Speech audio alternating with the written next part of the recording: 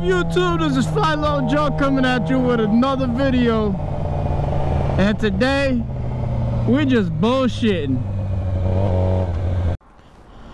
So what is a motorcycle vlog without being at the gas pump getting gas?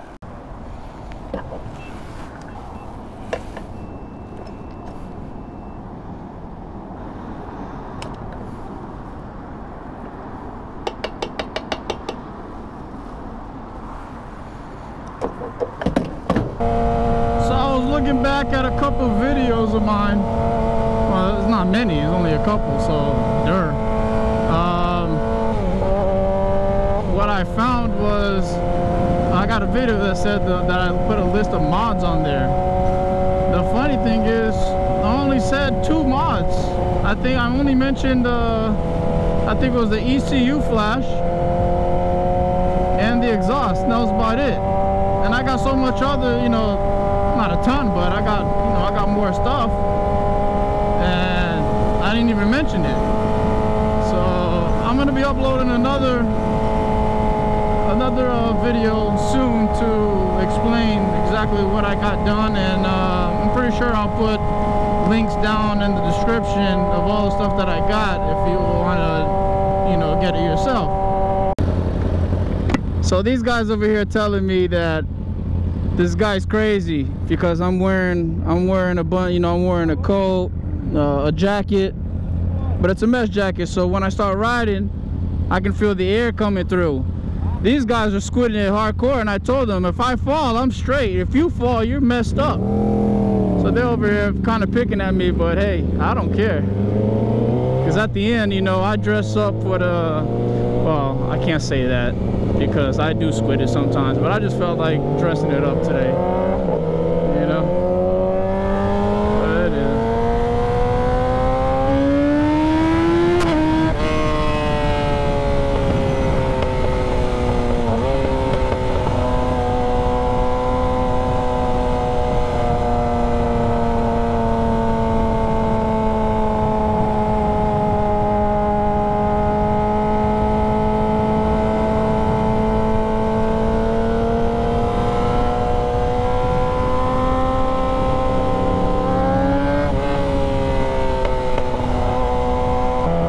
Forgive me for uploading that video that didn't really give you much of anything.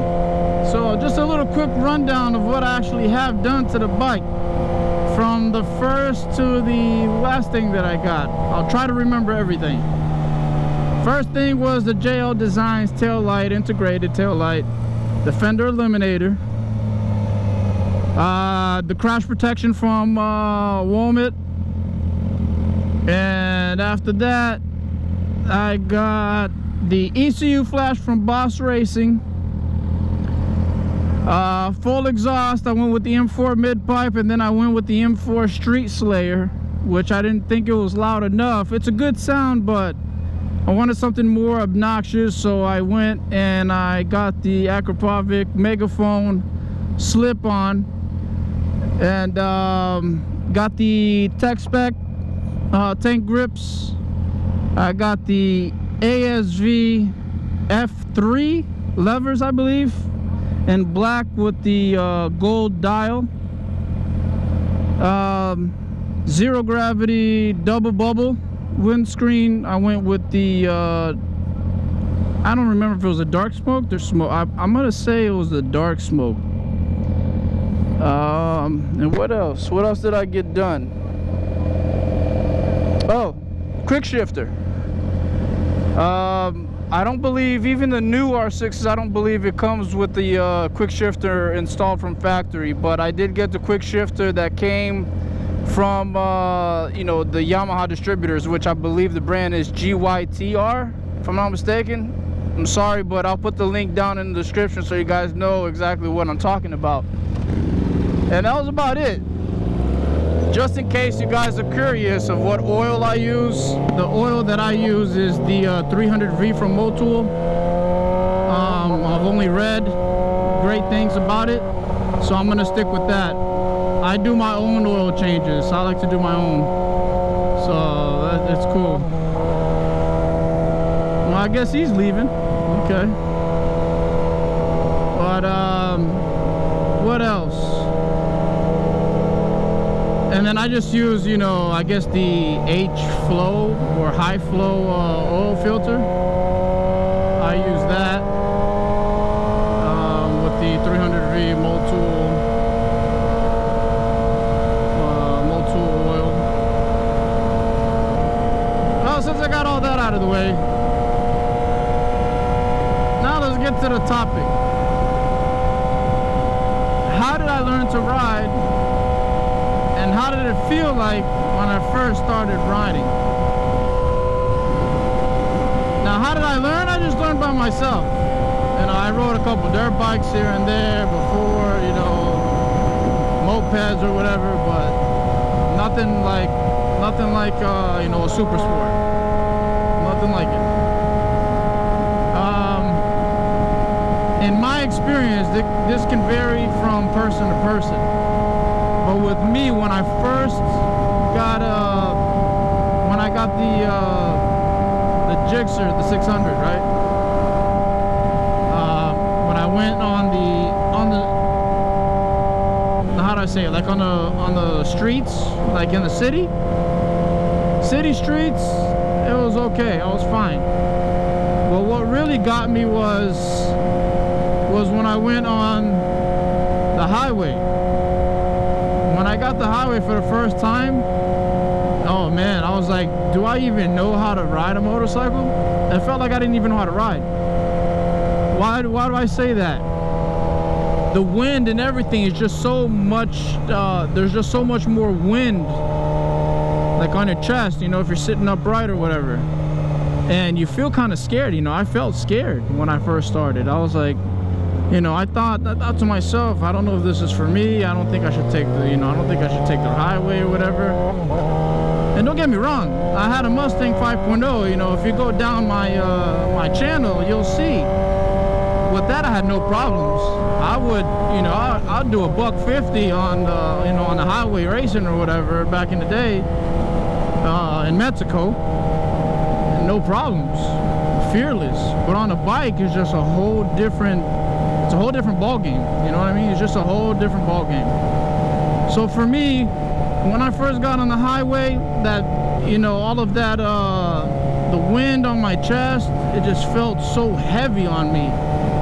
And I would tense up, and that's like the worst thing you can do on a motorcycle is tense up on the handlebars.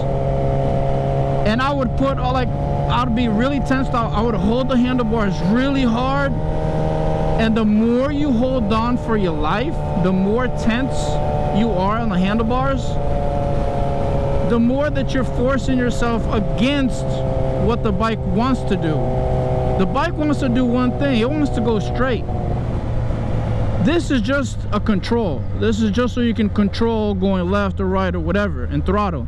This is not a source for you to you know, to put your weight on, or it's not another point for you to you know, for you to hold on to. What you want to hold on to, you know, in my experience, is you want to put your legs on the tank, your feet on the pegs, pointed a little like downward, right? And then you want to hold yourself onto the hold on, because this squid over here wants to talk to me. Let me see what this squid wants. What? Quando chegar na pedra, não vamos muito na. Quando chegar na Lemonade, não pega a Lemonade não, porque tá interditada a Lemonade. Por causa do New Year? Tá fechada, não. Eu fui lá ontem, tá fechada. 3 quilômetros. So what do you want to do? Lemonade, depois até aqui, depois a gente sai na próxima. Quando é o Lemonade? Tá. I'll follow you. So where was I? I forgot, because this squid over here made me lose my train of thought. So basically, the way I do it is I handle myself. You know, I try to grip the tanks. I try to grip the tanks with my legs. That's why I got these tank grips. I love these tank grips. They're so good. You know, I can't ride without these anymore. But like, I grip the tank with my legs, and then my feet, what I try to do is I try to point them a little downward, so you have, like, if you're going quick or a quick acceleration, you got that as well. And you're basically gonna use your abs. That's how I do it, to hold myself in position. I don't like to put my weight, which is the wrong way in my eyes, is putting your weight onto your handlebars, because the more weight you put on top of it, the more you're gonna feel the bike and the more you're gonna go against the bike. So you don't want to go against the bike, you want to go with the bike. This for me is just a point of controlling the bike. That's it. Not a source of putting on your weight or hoarding onto. This is not what it is. You know, as far as for me, you know, forgive me if I'm wrong, but that's just the way that it makes me feel like I'm a better rider doing that. So once I got that concept in my head that the bike wants to go forward, just, you know, just trust on your bike. You know, I don't know, I'm not talking about like an old ass raggedy bike or something that, I don't know, maybe you need the forks redone or something, I don't know, but I'm talking about a fairly brand new bike. I don't have anything to worry about, so I'm gonna trust this bike to go forward. So if see, basically this is not, I can let go, right? You see, I let go, because I'm not putting my weight onto the handlebars. You see, look, I can shake around. This is not where I put my weight on. The weight, I hold myself up with my ab. And once I got that concept through my head, it was just a world of difference. A world of difference. You know, everything felt better when I started doing that. And then just try yourself. If you're tensing up, don't tense up. Just trust on your bike, and you'll see how world of a difference it is. And that did a world of a difference, even on the highway. You know, I'm not so big on, you know, speeding in and out of cars on the highway, but you know, every now and then, you know, you got to do what you got to do. Excuse me. And when you do that, like the way that I just told you, it just feels so much better, like so much better. It's like you're not fighting against the bike, you're going with the bike. And it's like, motorcycle guys know what I'm talking about. You know, it's just such a good feeling. So once I got that through my head, that was it. It was the best feeling ever.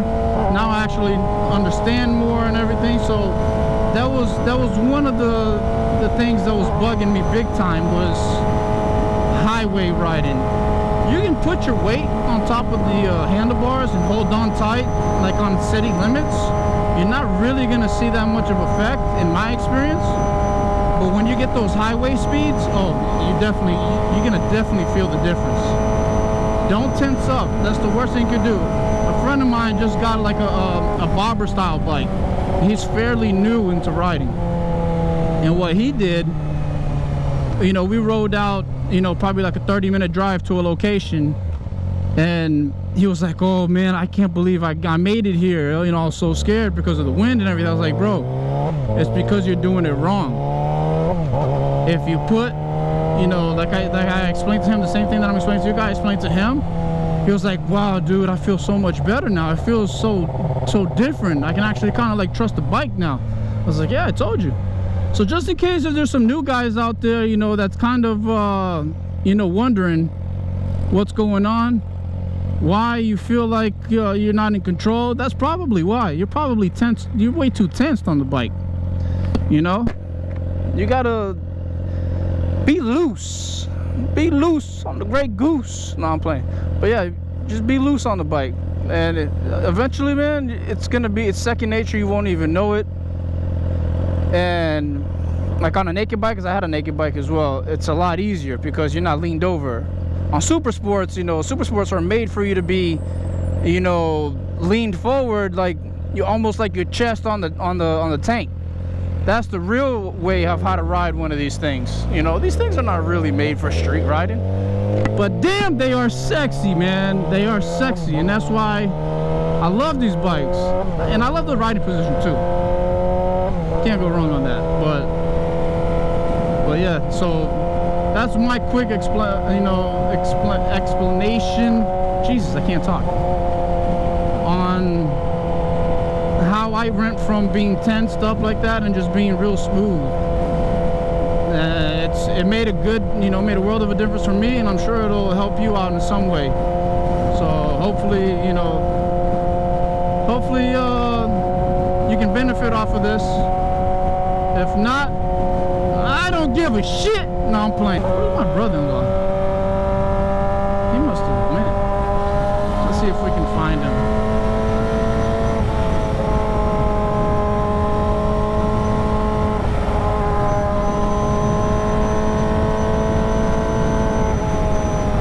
Is that him stopped on the road? I think that is.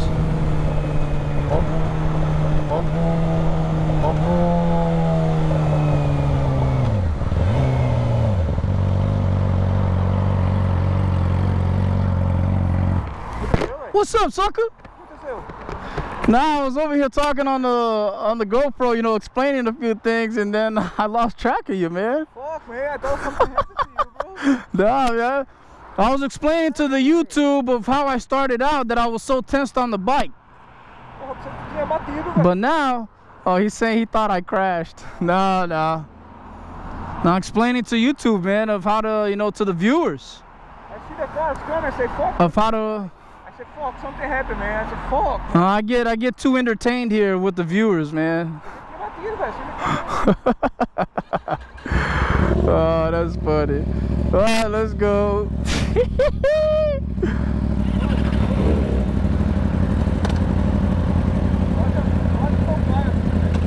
What? Quase que eu caio aqui agora, quase. Quando eu parei.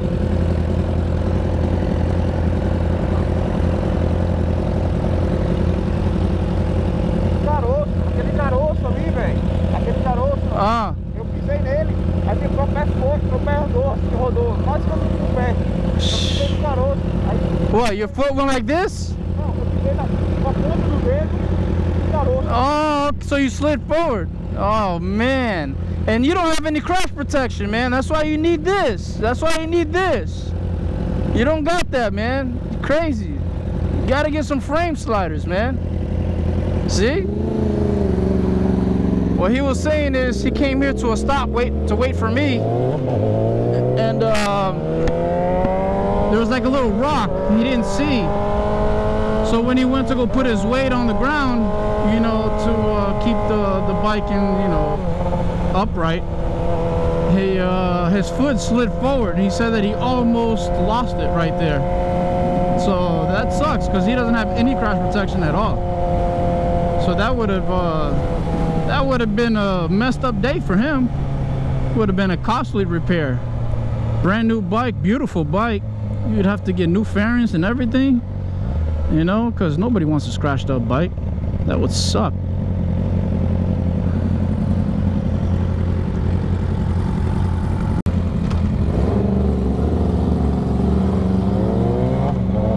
Well, we're gonna do a little bit of a highway riding. Pretty sure there ain't gonna be no runs. Too many cars.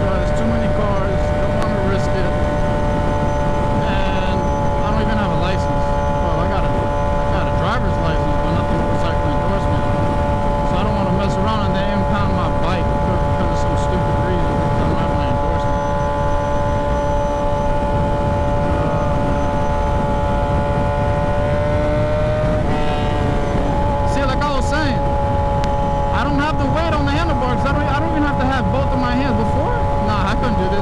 I'd be like this and tense, and every little wind would throw me around, and I would tense up even more. I'd have aches in my hands and everything. It was just bad experience. But now, once you know how to ride, you know, I'm far from being an awesome rider or anything like that. I'm okay, but once you understand the basics, you can even ride with one hand or whatever, because the weight is not on the handlebars and you're not tensed up. You know, you're basically just, you know, like I said, the weight is on your legs, you know, on top of your seat, you know, holding yourself up in this position, your abs. At first, your abs is probably going to get a little sore, but you get used to it. It's just the nature. It's just the nature of it.